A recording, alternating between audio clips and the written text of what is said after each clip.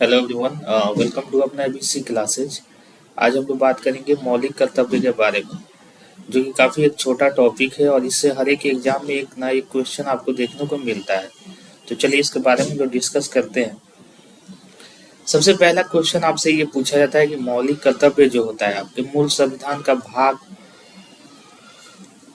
मूल संविधान में कितने मौलिक कर्तव्य थे, ऐसे आपसे क्वेश्चन पूछा जाएगा, ठीक ना। तो मूल संविधान में आपके जो मौलिक कर्तव्य की संख्या थी वो शून्य, मतलब मौलिक कर्तव्य था ही नहीं आपके मूल संविधान में, ठीक ना। तो ये आपको पहला पॉइंट आपको ध्यान में रखना है कि मूल संविधान में आपका मौलिक कर्तव्य नहीं था। मौलिक कर्तव्य जो है वो हमारा 42वें संविधान संशोधन 1976 में इसको जोड़ा जाता है, ठीक ना।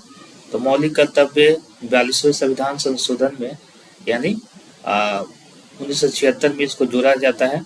आपको संविधान के भाग 4 कॉम है, ठीक ना। 4 कॉम में इसको क्या किया जाता है, चौथे भाग के कॉम में इसको जोड़ा जाता है आपको ये मौलिक कर्तव्य को, जो कि आर्टिकल कितना है आपका 51A है आपका, है ना। तो 51A और संविधान के चौथे भाग के क में इसको जोड़ा जाता है आपको 42वें संविधान संशोधन 1976 में।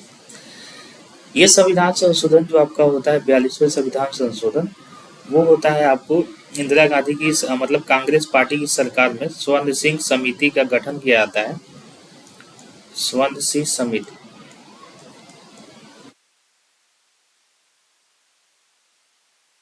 अब स्वर्ण सिंह समिति का गठन से क्या होता है, आपको मौलिक कर्तव्य का स्वर्ण सिंह समिति की सिफारिश पे मौलिक कर्तव्य संविधान में ऐड किया जाता है। तो स्वर्ण सिंह की सिफारिश से मौलिक कर्तव्य की जो संख्या बताया गया था वो 8 बताया गया था, ठीक ना।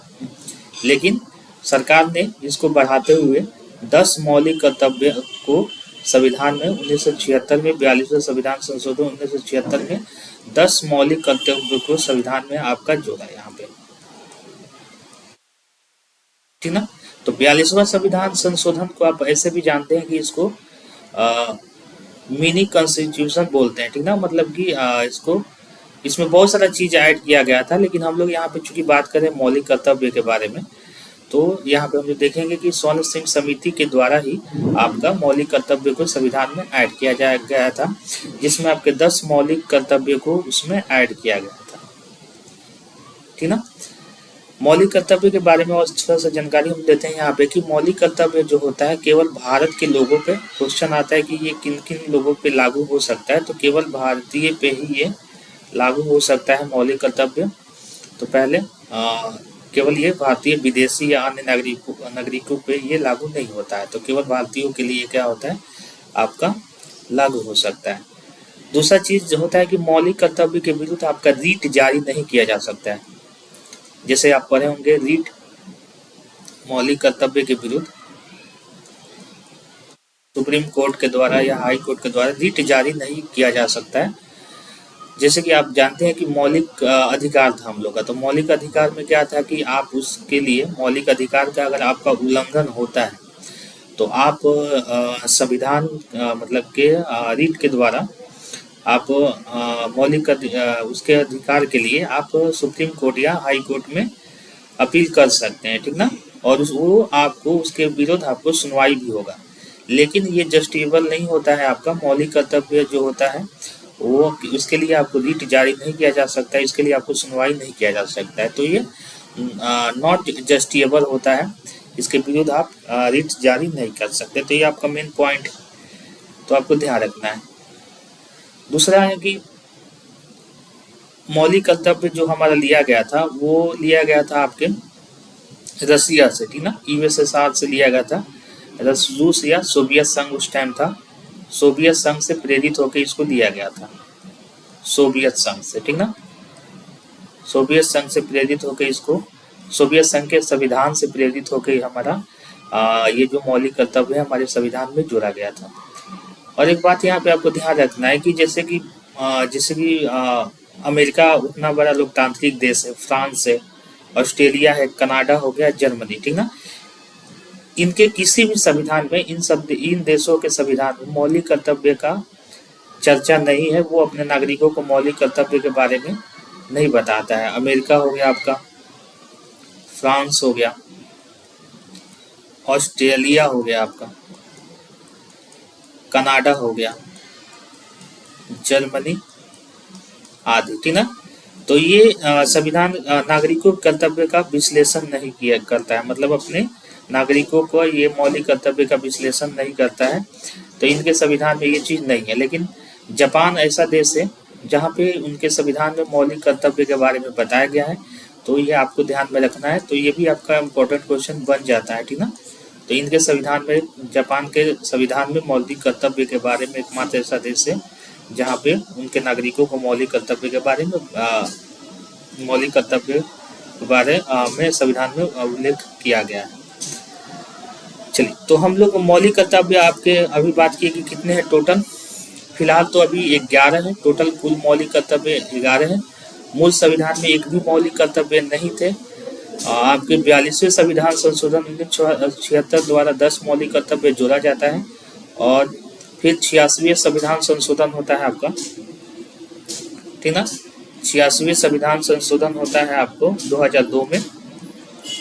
और इस संशोधन के द्वारा आपको 11वें मौलिक कर्तव्य को जोड़ा जाता है, ठीक ना। तो हम लोग चलिए बात कर लेते हैं। सभी मौलिक कर्तव्यों को आपको ध्यान में रखना है। तो एक एक करके 11 मौलिक कर्तव्यों को जल्दी से हम लोग देख लेते हैं, ठीक ना। नंबर अगर याद नहीं भी रखते हैं तो इन चीज़ों को आपको ध्यान में रखना है कि क्या क्या मौलिक कर्तव्य, क्योंकि डायरेक्ट क्वेश्चन आ जाता है और उसमें पूछा जाएगा आपसे कि इनमें से कौन एक मौलिक कर्तव्य है, ठीक ना, या कौन मौलिक अधिकार है। तो मौलिक कर्तव्य, मौलिक अधिकार और डीपीएसपी नीति निर्देशक तत्व में बहुत सारी चीज़ कॉमन होते हैं और बहुत डिफरेंस भी है। तो उन सारी चीज़ों को हम लोग देखेंगे तो एग्जाम में क्वेश्चन इससे रिलेट करके पूछा जा सकता है आपसे, ठीक ना। तो चलिए, पहला है आपको कि पहला मौलिक कर्तव्य आपको है कि संविधान का पालन करना है आपको। पहला मौलिक कर्तव्य आपको बताता है कि संविधान का पालन करें, संविधान का पालन करें। दूसरा चीज जो हो गया आपका राष्ट्र ध्वज और राष्ट्रगान का आदर करें, ठीक ना। राष्ट्र ध्वज और राष्ट्रगान का आदर करें।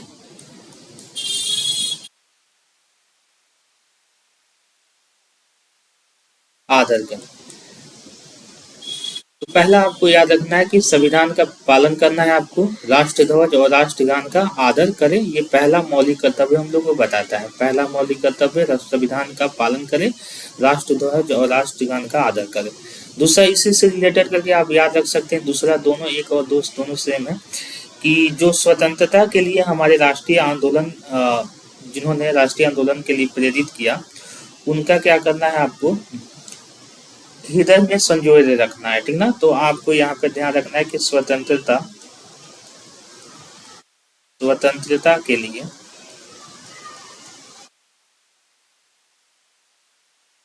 हमारे राष्ट्रीय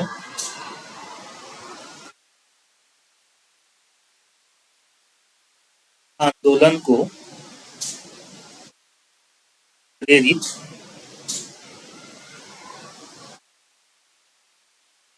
करने वाले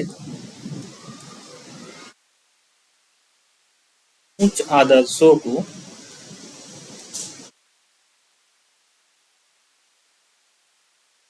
हृदय में संजोए, हृदय में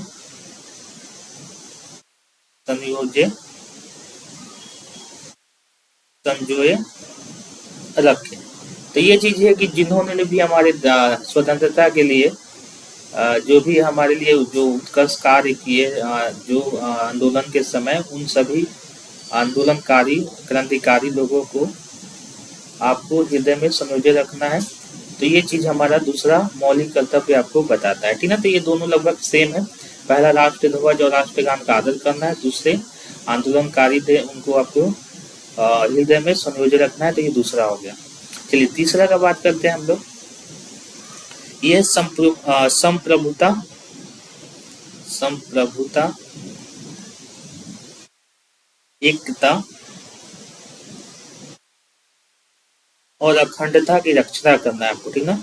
एकता अखंडता की रक्षा करें।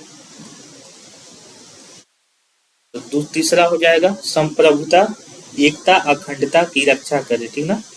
तीसरा और चौथा आपको लगभग सेम है, तो तीसरा और चौथा आप साथ में याद रख सकते हैं। ये है देश की रक्षा करें और राष्ट्र की सेवा करें, ठीक ना।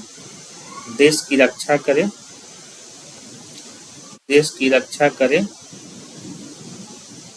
और राष्ट्र की सेवा करें, राष्ट्र की सेवा करें, ठीक ना। तो इसमें है संप्रभुता, एकता और अखंडता की रक्षा करना है आपको। इसमें है देश की रक्षा करना और राष्ट्र की सेवा करना है। तो 3 और 4 लगभग सेम है, तो ये 3 और 4 को एक दूसरे से मतलब रिलेट करके याद रख सकते हैं इसको, है ना। चलिए, पांचवा है आपका, काफी इंपॉर्टेंट है आपका, समरसता एवं समान भातृत्व। इसका मतलब होता है ब्रदरहुड, मतलब कि बंधुत्व आपको बनाए रखना है, का विकास करें, ठीक ना। ब्रदरहुड का विकास करें, मतलब कि समरसता बनाए रखना है आपको देश के प्रति, देश में, और आपको समान भातृत्व यानी ब्रदरहुड का आपको विकास करना है। इसी में आता है कि ऐसे प्रयास करें कि ऐसे प्रथाओं का त्याग करें, त्याग करें जो स्त्रियों के सम्मान के विरुद्ध हो, जो स्त्रियों के सम्मान के विरुद्ध हो, सम्मान के विरुद्ध। तो इसमें 2 पार्ट में को ध्यान रखना है कि समरसता और समान भातृत्व का विकास करना है। ऐसे प्रथाओं का आपको त्याग करना है जो स्त्रियों के सम्मान के विरुद्ध, आपको सम्मान का विरोध करता हो, ठीक ना। वैसे प्रथाओं को आपको विरोध करना है। चलिए 6 नंबर हम देखते हैं, यहाँ पे 6 नंबर हो जाएगा आपको, मिश्रित संस्कृति, संस्कृति की गौरवशाली परंपरा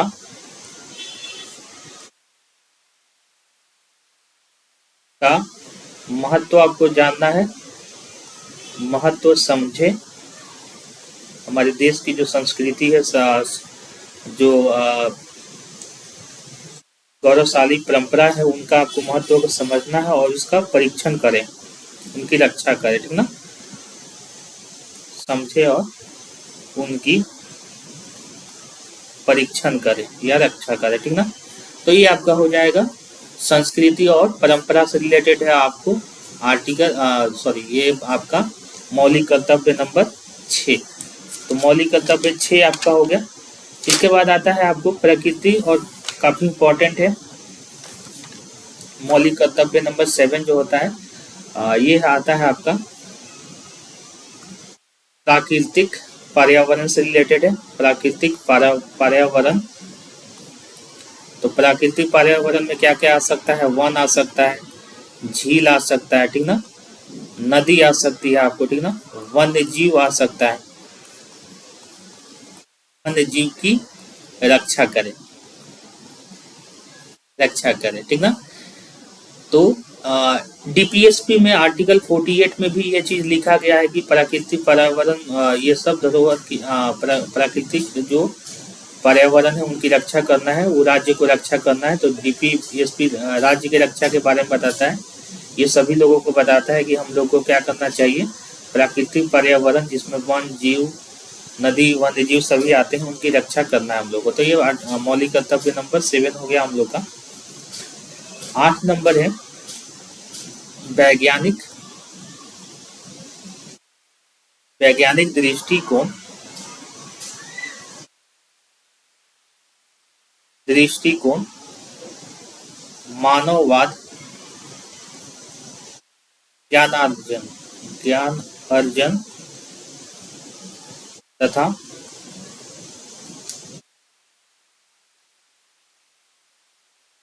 ज्ञान अर्जन के भाव को, ऐसे बोल सकते हैं, वैज्ञानिक दृष्टिकोण, मानववाद मानववाद ज्ञान अर्जन के भाव को आपको क्या करना है, विकास करना है, या इनकी भावनाओं का विकास करना है, ठीक ना, के भावना का विकास करना है। तो वैज्ञानिक दृष्टिकोण, मानववाद, ज्ञान अर्जन के भावना जो हो जहां भी है उनका आपको क्या करना है, विकास करना है, जिससे आपके देश का भी विकास होगा, ठीक ना। अगला है, काफी इंपॉर्टेंट है, 9 नंबर, सार्वजनिक संपत्ति का संरक्षण करना है आपको। सार्वजनिक जो भी संपत्ति है, आपको सार्वजनिक संपत्ति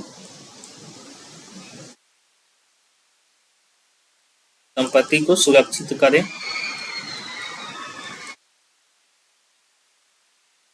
और 10 नंबर हो जाता है आपको, व्यक्तिगत सामूहिक गतिविधियों के सभी क्षेत्रों में उत्कर्ष।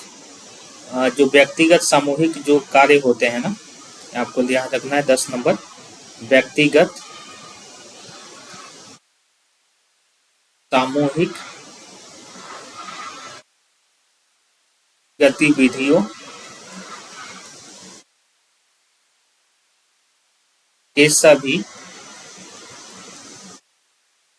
सभी क्षेत्रों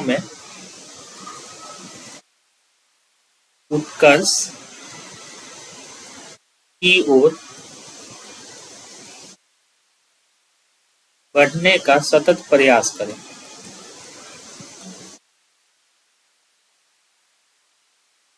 तो व्यक्तिगत सामूहिक गतिविधियों के सभी क्षेत्रों में उत्कर्ष की ओर बढ़ने का प्रयास करें।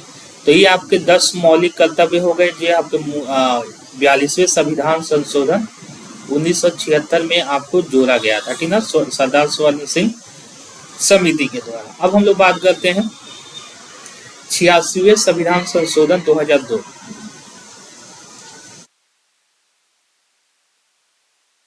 संविधान संशोधन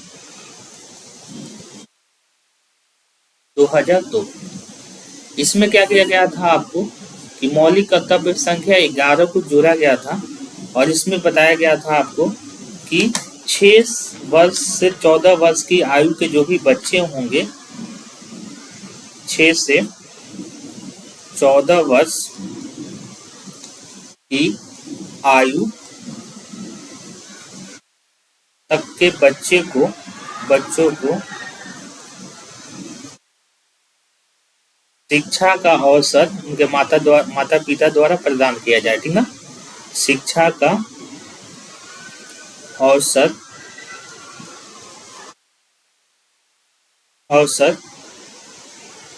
प्रदान करना प्रत्येक माता पिता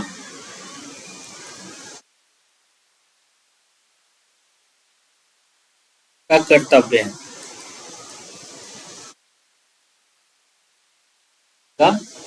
कर्तव्य है, ठीक ना। चलिए, इसके बाद आपको यहाँ से भी एक चीज क्वेश्चन आपको ध्यान रखना है कि 6 से 14 वर्ष के बच्चों को फ्री एजुकेशन के बारे में बताया गया आपको 21 के मौलिक अधिकार आर्टिकल नंबर 21A में, ठीक ना। 21 के क या ए में आपको फ्री एजुकेशन के बारे में आपको बताया गया है। मौलिक कर्तव्य में भी ये चीज आपको दिया गया है, और यहाँ पे भी आपको ध्यान रखना है कि 6 से 14 वर्ष की आयु तक के बच्चों को शिक्षा का अवसर प्रदान करना है आपको, प्रत्येक माता पिता का ये कर्तव्य होता है। तो ये आपके मौलिक कर्तव्य हो गए टोटल 11, जो भी फिलहाल हमारे संविधान में कुल अगर मौलिक कर्तव्य की संख्या जो है हमारे 11 हो जाएंगे। चलिए, तो एक बार रिपीट कर लेते हैं हम लोग सारी चीजों को। तो मौलिक कर्तव्य जो मूल संविधान में हमारे नहीं है दिया हुआ है। दूसरा चीज की ये 42वें संविधान संशोधन 1976 में भाग 4 के क में जोड़ा गया। स्वर्ण सिंह समिति के सिफारिश पे उन्होंने 8 मौलिक कर्तव्य सिफारिश किए थे, लेकिन टोटल 10 मौलिक कर्तव्य सरकार ने जोड़ा। ये भारतीयों के लिए ही लागू होता है। मौलिक कर्तव्य पे रीट जारी नहीं किया जा सकता है। सोवियत संघ से लिया गया था। America, France, Australia, Canada, Germany, इन सब देशों में मौलिक कर्तव्य उनके संविधान में नहीं बताया गया है। संविधान पहला मौलिक कर्तव्य है संविधान का पालन करें, राष्ट्रध्वज और राष्ट्रगान का आदर करें।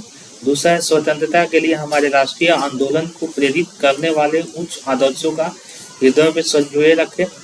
संप्रभुता, एकता और अखंडता की रक्षा करें। चौथा है देश की रक्षा और राष्ट्र की सेवा करें। पांचवा है हमारा समरसता और समान भातृत्व का विकास करें। ऐसे प्रथाओं का त्याग करें जो स्त्रियों के सम्मान के विरुद्ध हो। 6 से मिश्रित संस्कृति जो है आपकी गौरवशाली परंपरा है, उनके महत्व को समझें और उनका परीक्षण करें। 7 है प्राकृतिक पर्यावरण, वन्य जीव, नदी, वन्य जीव की रक्षा करें। वैज्ञानिक दृष्टिकोण, मानववाद, ज्ञान अर्जन के भावना का विकास करें। सार्वजनिक संपत्ति को सुरक्षित करें।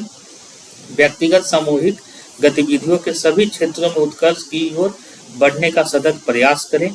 और लास्ट 11 नंबर आपको 6 से 14 वर्ष की आयु तक के बच्चों को शिक्षा का अवसर प्रदान करना प्रत्येक माता पिता का आपका कर्तव्य होता है, ठीक ना। चलिए, तो ये हमारे हो जाएंगे मौलिक कर्तव्य आपके, जो कि हमारे संविधान के भाग 4 में है। तो आई होप ये वीडियो आप लोग को अच्छा लगा होगा। अगर और कोई डाउट है तो आप कमेंट बॉक्स में डाउट अपना पूछ सकते हैं। वीडियो को लाइक कर दीजिएगा प्लीज़ और चैनल को सब्सक्राइब कर लीजिएगा। Thanks for watching.